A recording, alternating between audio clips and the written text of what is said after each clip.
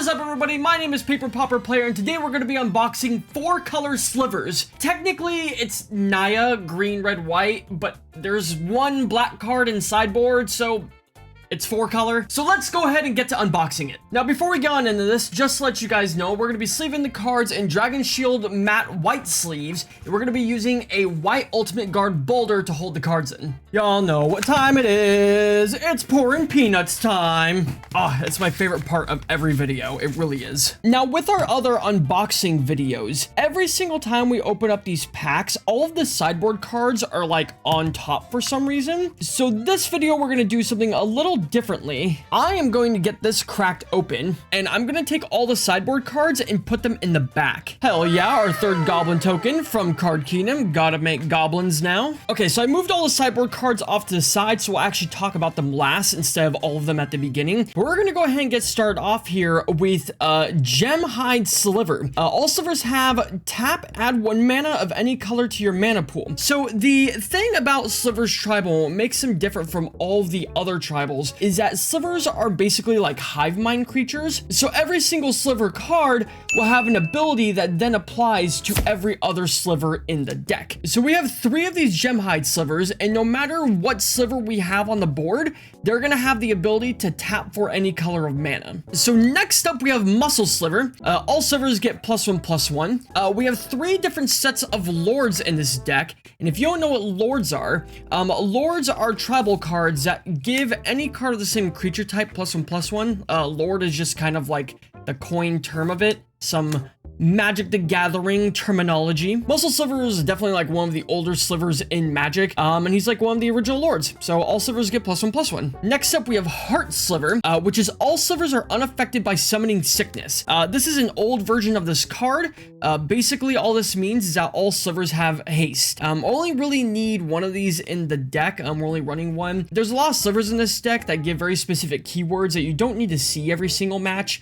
Having all of your slivers have haste is great and all, but it's not something you want to see 4 copies of. Like, for example, if you have multiple heart slivers in your hand, it's gonna feel like shit because your creatures can only have 1 instance of haste. While on the contrary, creatures like Muscle Sliver, right, you have 2 of these on the field, and all of your slivers have +2/+2. If you have 3, all of your slivers have +3/+3. So that's how you like statistically build your sliver decks. For example, here we have Quicksilver. Any player may play sliver cards anytime he or she could play an instant. Again, this is just old school Magic way of saying that all sliver cards have flash. Once again, you don't need a crazy amount of these in the deck. We're only running 1 because once this is on the field, all slivers everywhere are going to have flash, and you don't need any more of these. Next up, we have Plated Sliver, and slivers don't really have a whole lot of 1-drops. So that was a fucking lie. But this is a great 1-drop because this turns all of your slivers into basically 1/2s. So yeah, it's just, you know, giving them a little bit more defense. So just a nice little 1-drop. We have a couple other 1-drops in this deck that we'll talk about a little bit later. All right, next up we have Hunter Sliver. This is a really good card. All slivers have Provoke. When a sliver attacks, its controller may have target creature defending player controls untap and block it if able. This card's kind of insane because basically this all acts independently. If you have 4 slivers attacking, this triggers for every single sliver individually. So you basically, I mean, this can almost board wipe your opponent.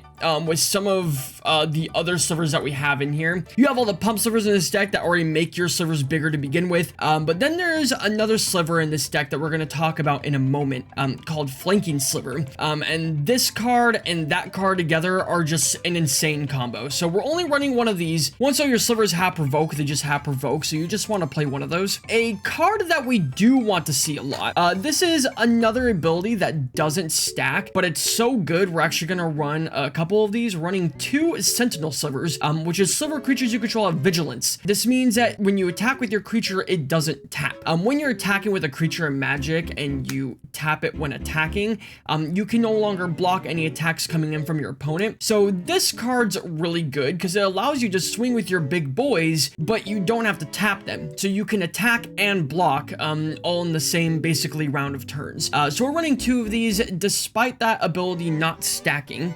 Next up, we have our second lord in this deck. We have 4 Predatory Slivers. Sliver creatures you control get +1/+1. Same thing as Muscle Sliver. Pauper, and we actually have one more set of lords in this deck. Like I talked earlier, there's a total of 12. So realistically, you can just like have 2 mana in this deck and then just keep dropping them, and then all of a sudden you just have an army of, you know, 5/5s. So next up we have Virulent Sliver. All Sliver creatures have poisonous 1. This is not the Future Sight version because personally this is 100% my personal opinion.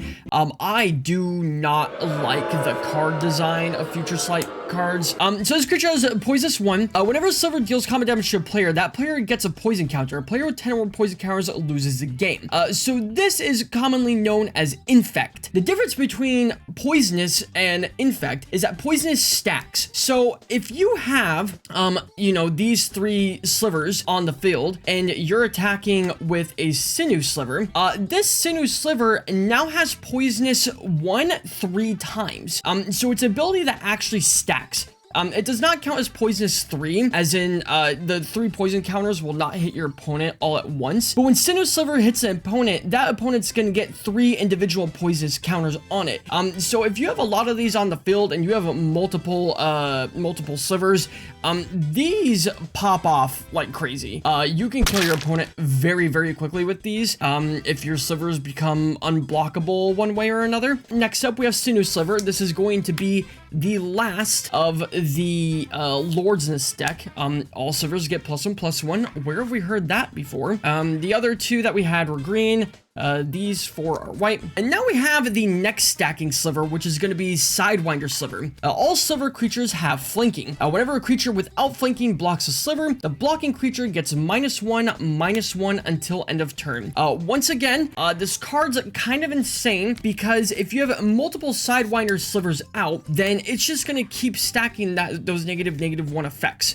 So we're running 4 of these. If, for example, we were to have 4 Sidewinder Slivers out, then if a creature is to block, let's say, our Sinew Sliver, that creature is going to get -4/-4. This is what makes Slivers such a fun tribal deck, is because not every game is going to be the same. And once it hits like turn 3 or 4 and you start like making crazy combinations with your Slivers, it gets very out of control very quickly. Next up, we have a Winding Way, 2 mana. Choose creature or land. Reveal the top 4 cards of your library. Put all cards of the chosen type revealed this way into your hand and the rest into your graveyard. So we're running 4 of these. Basically for 2 mana, you basically just get to, I mean, you know, reading the card explains the card. You get to reveal the top 4 cards of your library, and you get to either pick creatures or pick lands. So you get to fill up your hand very quickly with the slivers that you need in order to take down your opponent. Next up, a newer card, we have Masked Vandal, which is a changeling. So this card actually counts as a sliver because shapeshifters are all creature types. So when Masked Vandal enters the battlefield, you may exile a creature card from your graveyard. If you do, exile target artifact or enchantment an opponent controls. So you have 2 of these in main board. Your opponent will be killing plenty of your slivers because they're trying to prevent you from popping off. So you just get to exile some of them, and when you do, you basically just have main board artifact enchantment hate, and there's nothing cooler than that. There are 2 of those. Next up, the only non-slivers in this deck in main board are going to be the Benevolent Bodyguards. Don't yell at me. I intended to order the Judgment versions of this card, and I just didn't. I don't know what happened. I have the Judgment versions of this card coming in the mail. I do not want this version. I want the old version. Anyways, sacrifice a Benevolent Bodyguard. Target creature you control gains protection from the color of choice until end of turn. So basically, this just allows you to protect whatever creature you need to. It's basically just Apostle's Blessing on a creature. Going into Lead the Stampede, look at the top 5 cards of your library. You may reveal any number of creature cards from among them and put those revealed cards into your hand. Lead the Stampede is pretty popular in any creature deck that's green. no matter what format you're playing. And we're running 3 of these. So once again, you know, you're starting to get to like turn 3, turn 4. You've dumped most of your hand. You draw this. This allows you to refill your hand with more slivers to make your opponent hate their lives. Mana base is pretty simple. We are running 1 Thriving Grove. Thriving Grove enters the battlefield tapped. As Thriving Grove enters the battlefield, choose a color other than green. Add a green mana or the mana of your chosen color. So this is basically just to help us get red. We're not running running a whole lot of red in this deck, but for the times that we do need it, Thriving Grove can tap for green and red or white. We have Ash Barrens, which has basic land cycling. Pay 1 mana, discard this card, search your library for a basic land card, reveal it, and put it in your hand, and then shuffle.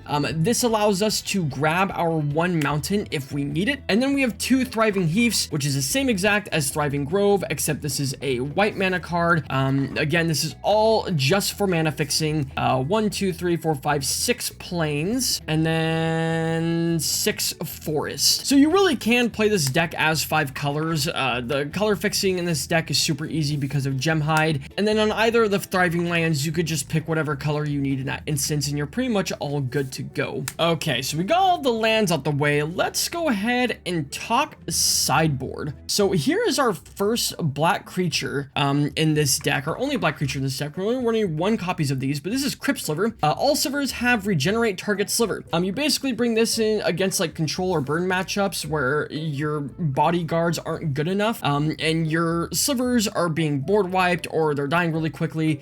This allows you to tap a sliver, and then you can just regenerate however many you want. Next up, we have 2 Obsidian Acolytes. These have protection from black, and for 1 white mana, target creature gains protection from black until end of turn. So this is basically our trump card against mono black control with all of its kill spells. This is basically just more bodyguards, but a little bit more focused. And then in the same vein, we have a Crimson Acolyte, which is the same as that card, but it's protection from red. Next up, we have Standard Bearer. If an opponent plays a spell or ability that could target a flag bearer in play, that player chooses at least 1 flag bearer as a target. So what this basically means is that if your opponent is playing something like Boggles, where they are enchanting their own creatures to make them bigger, they would have to enchant Standard Bearer instead. This also applies for burn spells. If an opponent is targeting your sliver with a lightning bolt, it would have to target your Standard Bearer instead. The other awesome thing about Standard Bearer is that when it's in play, if your opponent's using kill spells, you can have it target your Mass Vandal instead. Because it's a changeling, it is also a flag bearer as its creature type, alongside being a sliver. So when your Standard Bearer is in play and they are trying to get rid of this, you can have it get rid of your masked vandals instead.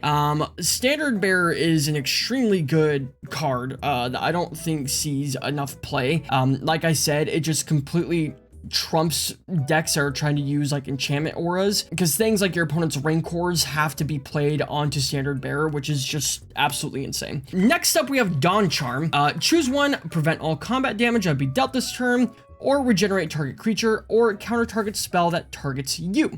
So if your opponent is trying to play edicts that make target player sacrifice a creature, you can use Dawn Charm to counter that. And then additionally, you know, it can also prevent big swings and allows you to regenerate potential slivers that may have died. Dawn Charm is another really good white prison card.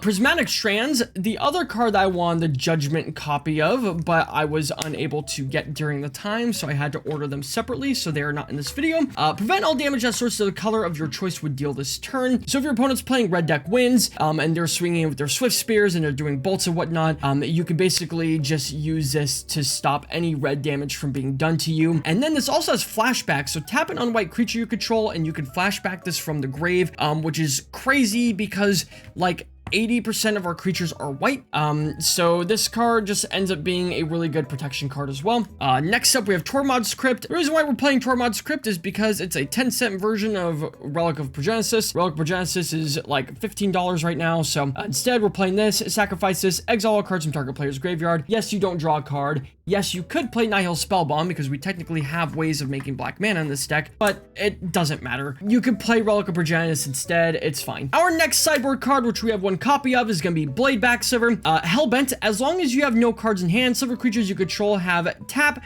This creature deals 1 damage to target player or planeswalker. This card is also kind of nuts. Not necessarily a card you need to have in main board, but Slivers is a deck where you dump your hand very quickly because you're just trying to get all of your boys on the field. And once they're all on the field, after you draw and play your card for turn, all of your Slivers can just ping your opponent directly. So if your opponent is able to block because you don't have very many flanking creatures or whatever it may be, this basically just counteracts that. You just ping your opponent until they die. And then finally, we have Weather the Storm. If you're playing green in Pauper, you're probably playing Weather the Storm. It's just like the best anti-burn card in Pauper.